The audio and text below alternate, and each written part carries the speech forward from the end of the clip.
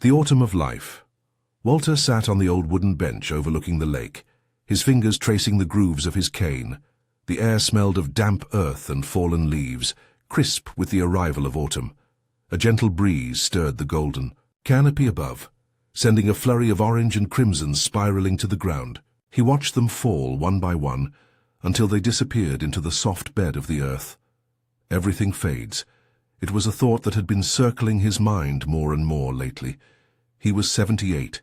He had outlived his wife, outlived his best friends, outlived the version of himself that once felt so certain about life. And now he found himself in a strange, silent waiting. Waiting for what? He wasn't sure. There was a time when his life had been filled with purpose. Mornings started, early with a quick cup of coffee and a long drive to work. The days passed in meetings, decisions, projects, and deadlines.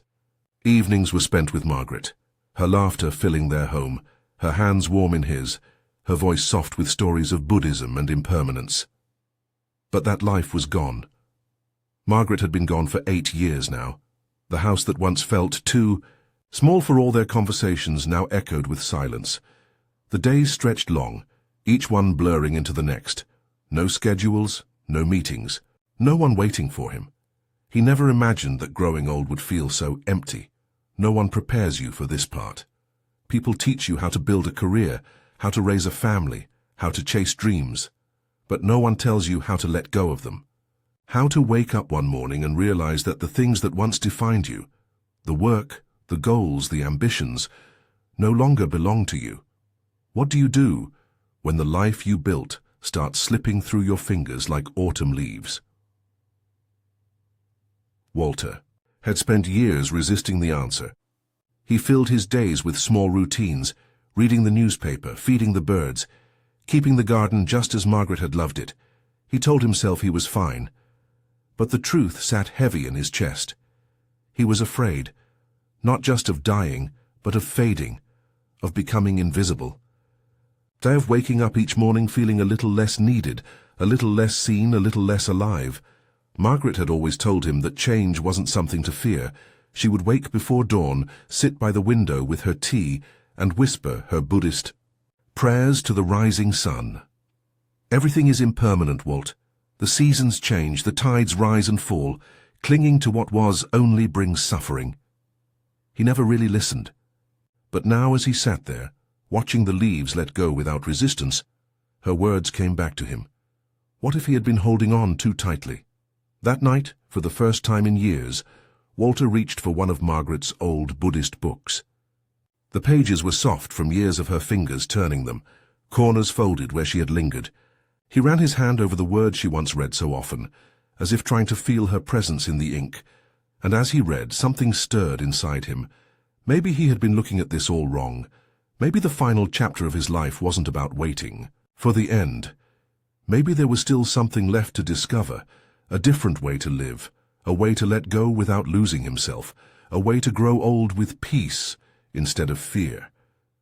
He didn't know the answers yet, but for the first time in a long time, he was ready to learn, and the lessons ahead would change everything forever. Walter stood at the edge of his garden, watching the early morning light stretch across the landscape. The crisp autumn air carried the scent of damp earth and fallen leaves. His garden, once lush and full of color in the summer, now lay in the quiet embrace of change. The maple tree that Margaret had planted decades ago was nearly bare, its golden leaves scattered across the ground like forgotten memories. Walter sighed, reaching down to pick up one of the leaves, turning it over in his hands. Every year he had watched this same cycle unfold. The vibrance of summer would slowly fade into autumn's golden hues, and then, as if surrendering to something greater, the trees would let go. The once thriving garden would retreat into itself, stripped down to its bare bones. But no matter how stark the winter, spring always returned. Buds would form, green shoots would push through the soil, and life would begin again. It had always been this way, and yet this year, standing in the midst of it, Walter saw it differently. For most of his life, he had fought against change. He had clung to the illusion of permanence, believing that if he worked hard enough, planned well enough, he could hold on to the things that mattered. But time had proven him wrong. He had watched his wife's hands grow frail before she slipped away. He had seen friends fade into memory. He had felt his own body slow, his once steady hands tremble, his reflection in the mirror grow unfamiliar. For so long, he had resisted this truth. He had resented the way time took and took without asking. But as he stood among the fallen leaves, he saw something he had never truly accepted before. The trees did not fight the coming of winter. They did not cling to their leaves or resist the inevitable. They simply let go. And in doing so, they made space for what was to come. Walter let the leaf fall from his hand and turned toward the small stone bench where Margaret used to sit. It was there that she had often meditated, her eyes half closed, her breath steady. He had never understood what she found in the practice, but now he felt drawn to it. Perhaps he thought there was wisdom in stillness. Lowering himself onto the bench, he closed his eyes and focused on his breath. At first his mind resisted, thoughts drifting to the past, to regrets, to the ache of time lost. But then he listened, to the rustling leaves, the distant call of a bird, the soft rhythm of his own breathing. He had spent so much of his life, lost in yesterday or worrying about tomorrow, but this moment was all that truly existed. Each breath was a gift. He thought about the way he had feared his own aging, as if it were something unnatural, but his body was no different from the trees. It had grown, flourished, and now it was changing. And just like the garden, he was not meant to remain the same. He was meant to experience every season of life fully, without resistance. Opening his eyes, he looked around, seeing his garden with new understanding. This was not decay, it was transformation. It was a part of something greater, something vast and endless. Just as the trees did not grieve the loss of their leaves, he too could learn to let go. For the first time in a long while, Walter did not feel afraid. Instead, he felt something like relief. He could stop fighting time. He could stop mourning. What was gone, he could simply be here in this moment, breathing, living, accepting. The wind stirred, sending another wave of golden leaves to the earth. Walter watched them fall, and this time he smiled.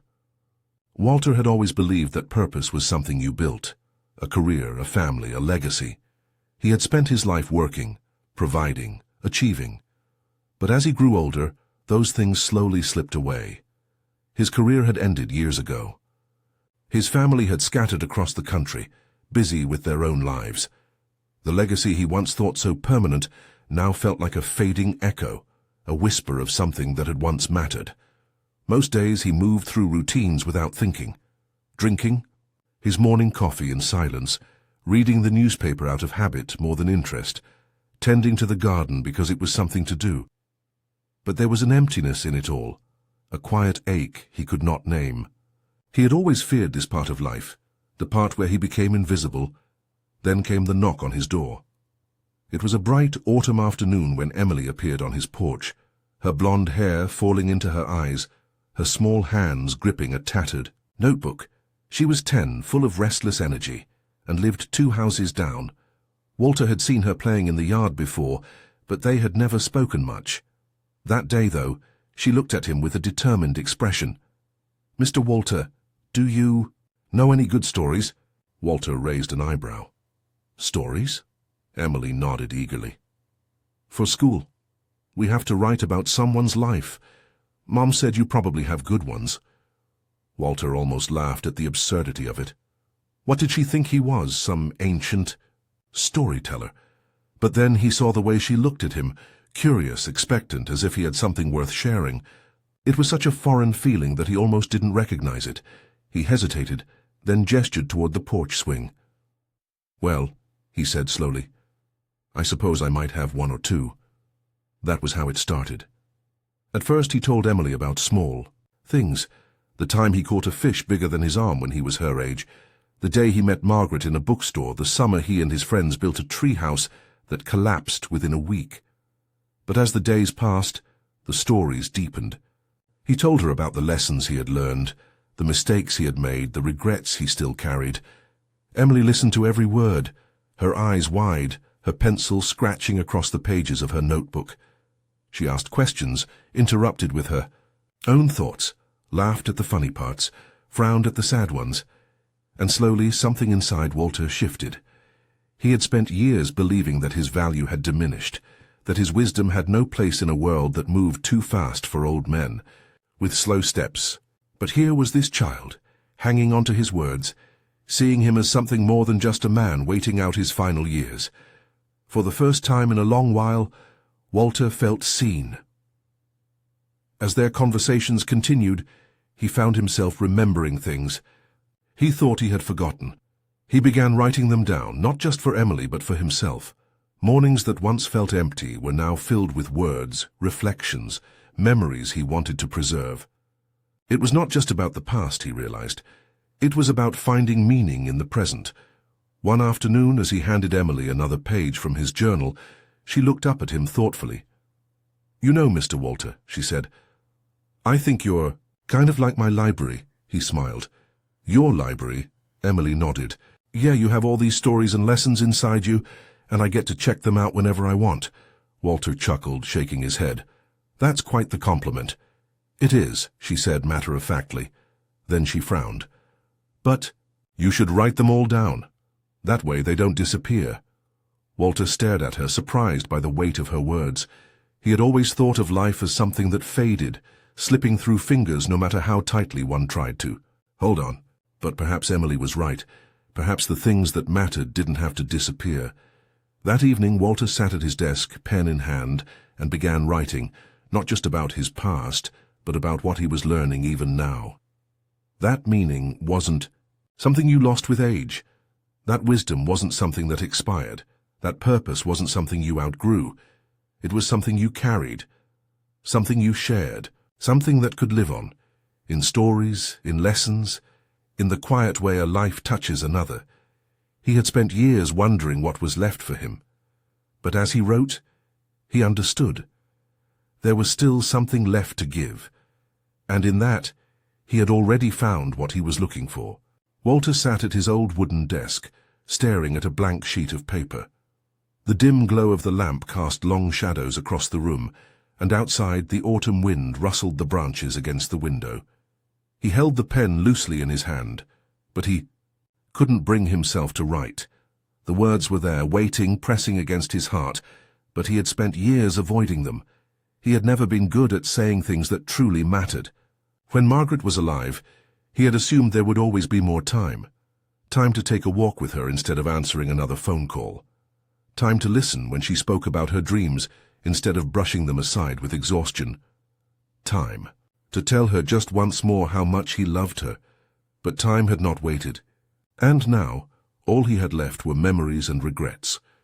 For years after her passing, he had carried a quiet anger within him, not at her, not at the world, but at himself.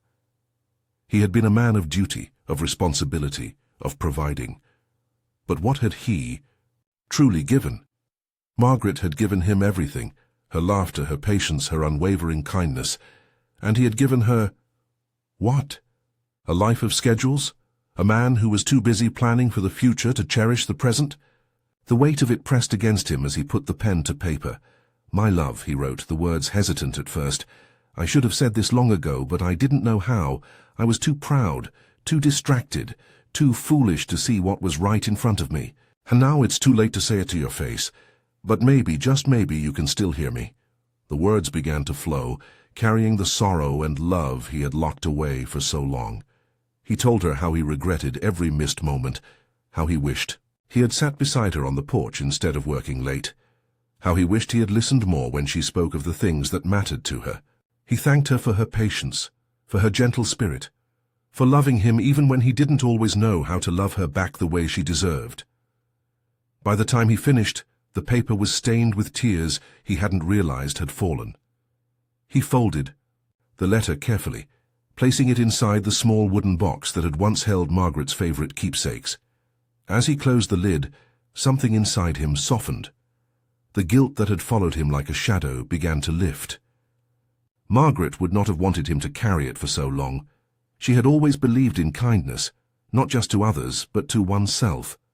Walter took a deep breath and, for the first time in years, forgave himself. The next morning, he walked down the road to the community center. He had seen the flyers before, Volunteers needed to help with the local food pantry, to mentor young kids, to visit the elderly at the nursing home.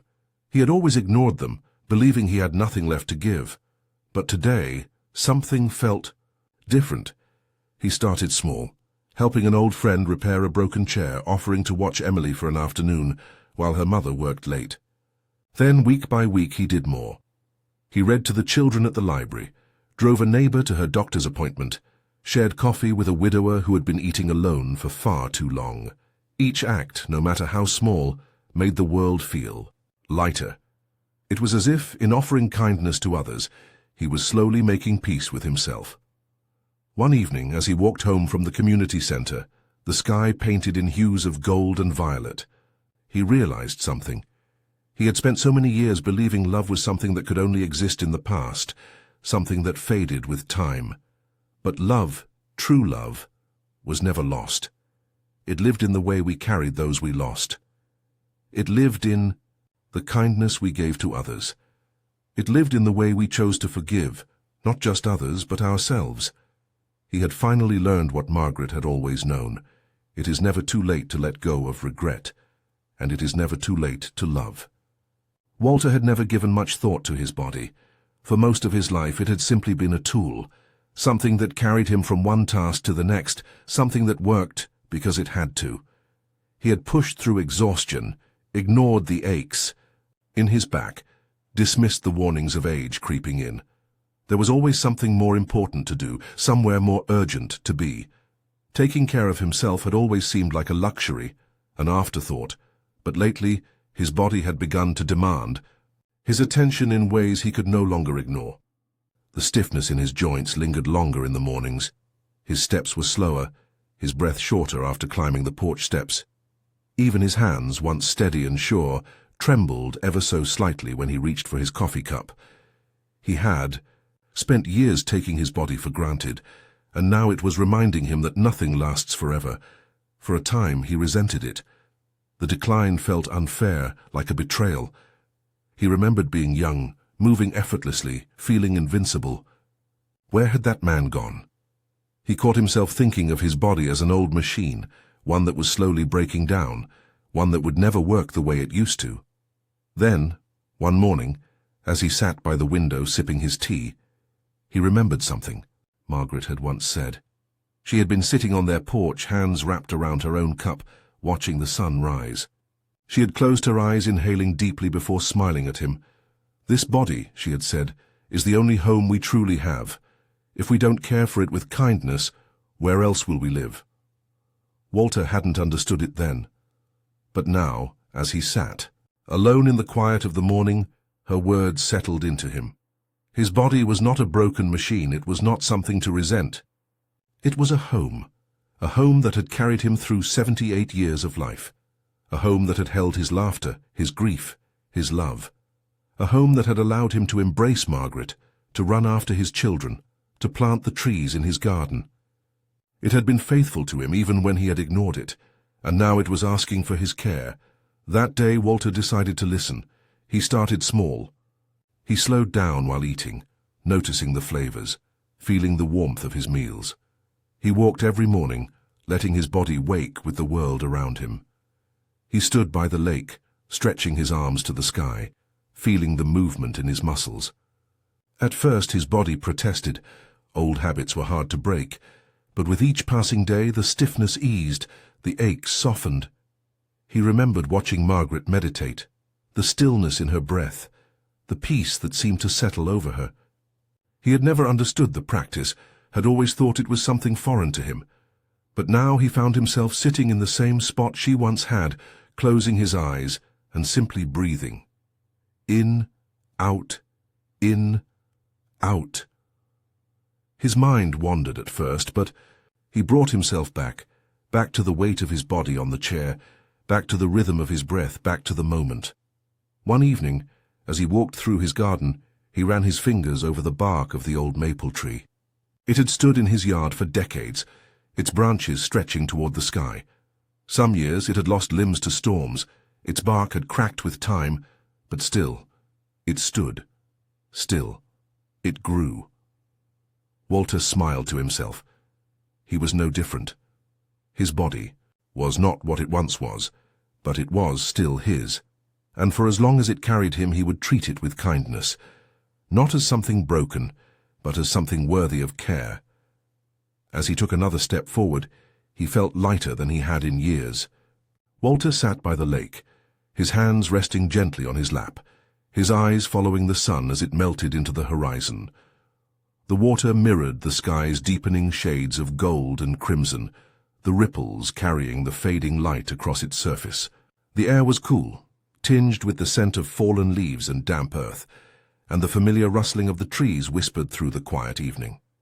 He had always loved this time of day, when the world softened, when everything seemed to hold its breath before surrendering to the night. For most of his life, he had feared endings. He had feared the closing of chapters, the inevitability of loss, the slow, steady march of time that took more than it gave. But as he sat there watching the last light fade, he felt none of that fear. He had lived long enough to understand that life was not something to be clung to, nor was death something to be feared. It was simply another change, another season, another passage in the great rhythm of existence. He had seen it in the trees that shed their leaves without protest, in the waves that met the shore only to retreat again, in the breath that entered and left his body, moment after moment, never resisting, never holding on. There was a time when the thought of death had unsettled him. He had wondered if he had done enough, if he had loved enough, if he had mattered enough. But as the years passed, he had come to realize that meaning was not something measured in grand achievements, but in the quiet moments, in the kindness given, in the love shared. He had found purpose, not in what he had built, but in the lives he had touched. He thought of Margaret, of the laughter they had shared, of the mornings when she had sat beside him sipping tea as the world awakened. He thought of Emily, her eager hands clutching her notebook, absorbing his stories like they were treasures. He thought of the people he had helped in small, simple ways, the neighbor whose fence he had mended, the child he had taught to tie his shoes, the lonely man at the community center who had found comfort in a shared cup of coffee. None of it had been grand. None of it had changed the world. But it had mattered. It had been enough.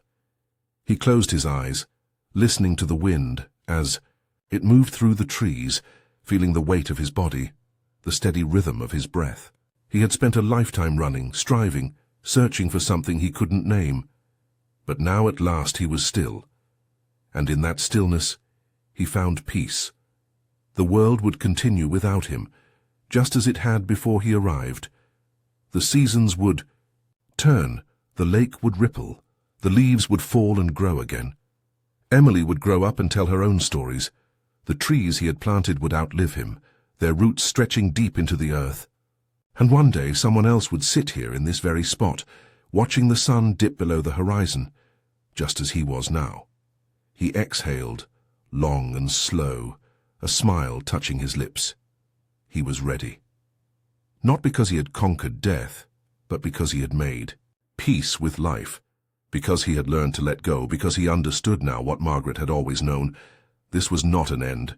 It was only a turning of the page, another journey, waiting to begin. Autumn passed, and winter arrived with its quiet hush of snowfall and long, slow nights. The lake froze at its edges, the trees stood bare against the sky, and Walter's house, once filled with the warmth of flickering lamplight, now remained.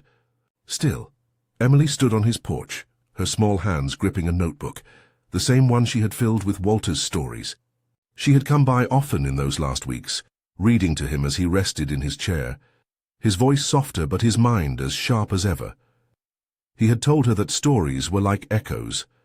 They carried through time, long after the voice that spoke them had faded. She hadn't fully understood what he meant then, but now, standing in the cold with a letter from Walter's family tucked into her pocket, she understood. He was gone. Not suddenly. Not tragically, but as gently as a leaf falling from a branch, as naturally as the sun dipping below the horizon, the way he had always said it should be. Emily sat on the porch steps, flipping through the pages of her notebook, her eyes tracing his words. He had written so much, about his childhood, about Margaret, about the lessons he had learned. But his last entry, the one she had watched him write just days before, was not about the past. It was about what he hoped people would remember. Do not fear change, for it is the nature of all things. Do not mourn what is gone, but cherish what was given. And most of all, do not wait to live.